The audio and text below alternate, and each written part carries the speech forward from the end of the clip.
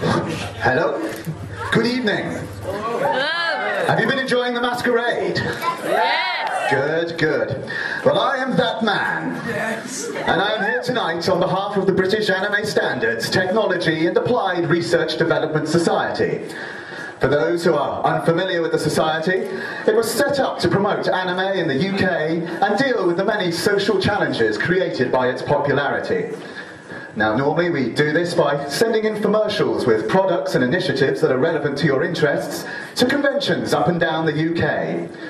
But some of you may have seen them already.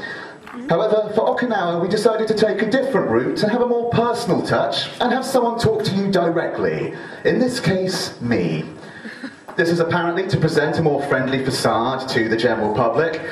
Personally, I think it's got more to do with the fact that our northern neighbours are a more simple and primitive culture.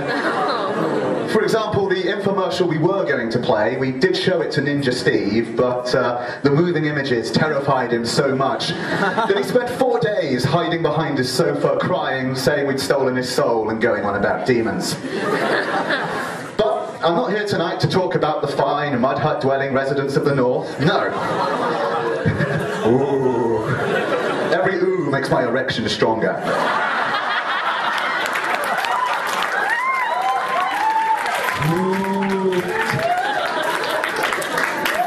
No. Right.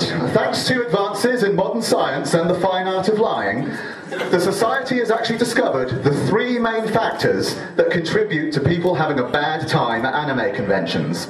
So we're going to go over these factors tonight, and we're going to give you some advice on how to avoid the pitfalls these create and have a better convention experience, both for yourself and other people.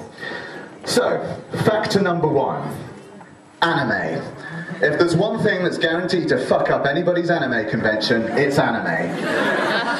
Or more specifically, people's reactions to anime. I mean, I'm going to go through a few phrases, see if any of them seem familiar. You know, the subtitled version is the best, it's fantastic. Or, dubs? How can you like the dub? It's awful. A favourite amongst the older ones is, God, these young people don't appreciate the classics. Oh, so sad. Then, of course, you have the younger convention attendees going, these old farts just don't appreciate how good all the new stuff is. Because there's the always favourite phrase, show XYZ is the best anime ever, 11111. And of course, one I do hear a lot is the only version of an anime worth watching is the 4Kids version. Okay, well, maybe you don't hear that one, but the rants people go on where it relates to their favourite anime, it gets to stupid extremes. I mean, it's not to say these issues aren't important. I mean, for example, the subtitles versus dubs debate, that's an important decision. I mean, you've only got one on your videotape, but what year is this? 2010. We have DVDs now. You get both. You go to a menu and you decide, I can have subtitles, I can have dubs. You don't need to argue. You're free. And as for what the best anime ever is, I will tell you what the best anime ever is. It's whatever you want it to be. It's a personal choice. I mean, for example, as my uncle, that relative, used to say, as he was fond of saying to me when I was a wee lad, put your trousers back on, and if you tell your parents about this, I will find you an No, that was Uncle Bad Touch. No, what that relative always said was, one man's trash is another man's treasure. I mean, for example, Evangelion. Some people think it's a philosophical and existential masterpiece set against the backdrop of a world on the verge of destruction. Other people think it's a boring load of old toss, which should probably have a lot less footage of 14-year-olds whacking off over their comatose friends. But yes, next time you hear someone going on about their favourite show and you feel the need to weigh in with your own opinion and say they're wrong, take a moment to step back and think, hey, why didn't I stop being a dick? Why did I stop forcing my opinion on other people and not argue over cartoons? It's meant to be fun.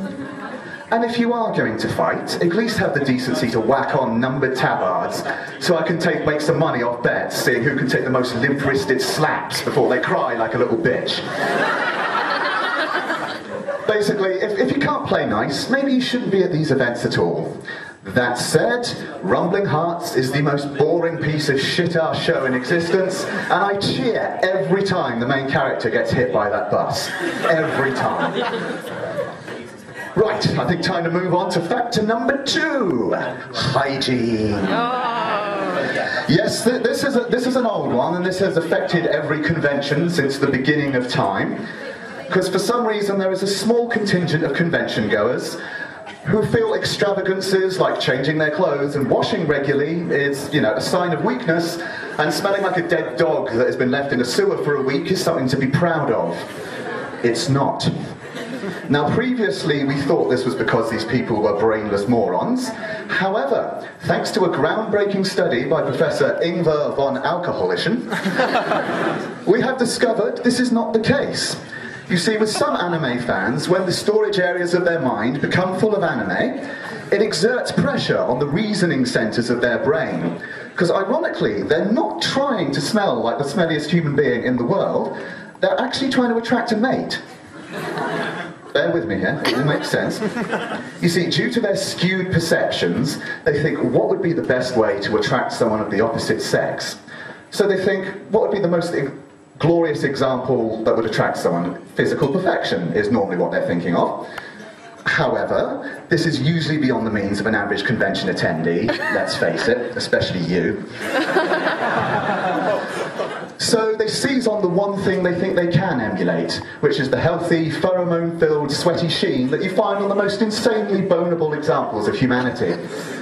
However, as anyone who stands near these people knows, the sweat created by 3 days of booze, pocky, caffeine, and the fear produced when you're looking at that hot androgynous cat person, and are they male, female, do I hit on them, I'm so confused and scared. It's very different. So, though we do know what these people are thinking now, it doesn't really help, so we figure just do the usual, break out a power hose, do us all a favour. We have had some complaints about this, though. People have written in and say, stop persecuting this very smelly minority. You don't need to go near them, just let them get on with it. They're not doing any harm to anyone. Well, I beg to differ. I would like to put a scenario to you all here. You're at a convention, there's somebody there, they haven't washed or changed in 3 days. Every crack and crevice is a sweaty jungle, the likes of which not even the most brave explorer would dare go forth into. And they decide, damn, I need a drink. So they go to the bar, barman gives them a drink, asks them to pay. They reach for some change, and that's when it happens.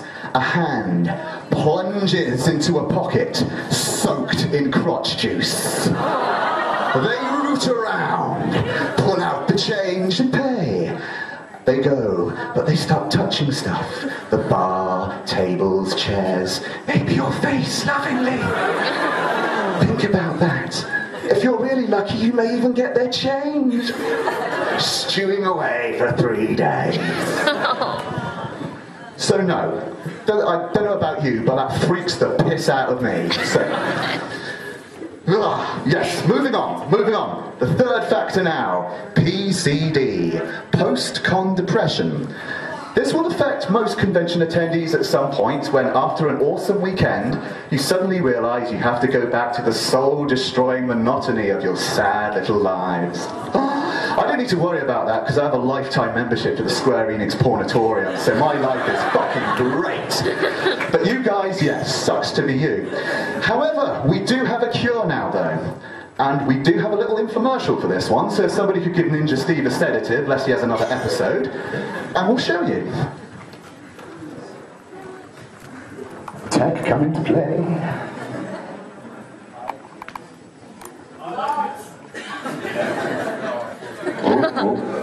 Do you love anime conventions? But how do you feel when they're over? I don't know how to explain it, but it just feels as though something's missing from my life. Then you may have post-con depression. But never fear, we have a solution. You do? Yes! Otaku juice! Made from only the freshest squeezed otaku, it's a distillation of Japanese culture, anime, and manga in a high concentrate liquid form. So all we need to do is have a glass a day. You wish!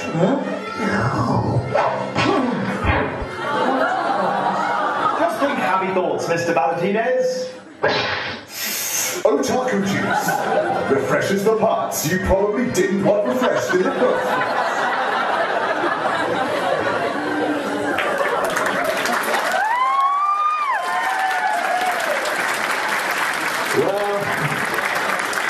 Well, I always like to leave an audience on a note of anal violation, so thanks very much for listening and have a great convention.